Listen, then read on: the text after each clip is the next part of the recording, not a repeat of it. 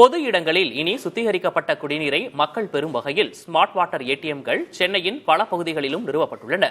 விரைவில் இது பயன்பாட்டுக்கு வரவுள்ள நிலையில் அது குறித்த கூடுதல் தகவல்களை வழங்குகிறார் செய்தியாளர் சந்தானம்.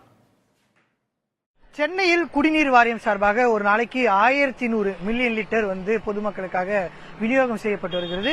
இருப்பினும் கூட பொதுமக்கள் இந்த இடங்களில் வரக்கூடிய பொது இடங்களில் வரக்கூடிய நேரத்தில் அவர்களுக்கு சுத்திகரிக்கப்பட்ட குடிநீர் வழங்குவதில் பல்வேறு சிக்கல்களை குடிநீர் வாரியம் சந்தித்து வந்த நிலையில தற்போது பொதுமக்கள் அதிகமாக கூடக்கூடிய 50 இடங்களில் முதல் கட்டமாக இந்த ஸ்மார்ட் வாட்டர் ஏடிஎம் மூலமாக குடிநீர் வழங்க மெட்ரோ வாட்டர் நிர்வாகம் முடிவு செய்திருக்கிறது.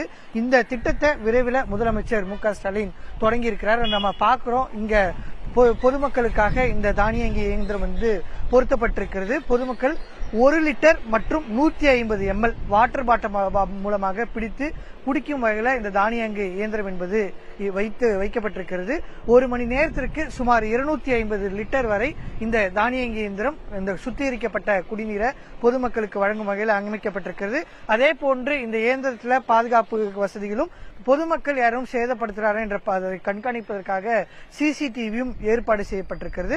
முதல் கட்டமாக பொதுமக்கள் அதிகமாக கூடக்கூடிய 54 இடங்கள்ல இந்த smart water ATM metro water நிர்வாகம் சார்பாக பொருத்தப்பட்டிருக்கூடிய நிலையில இன்னும் ஒரு சில நாட்களில் முதலமைச்சர் மு.க. ஸ்டாலின் இந்த திட்டத்தை தொடங்கி வைக்க இருக்கிறார். புதிய தலைமுறைக்காக ஒளிப்பதிவாளர் மதுவுடன் சந்தானகுமார்.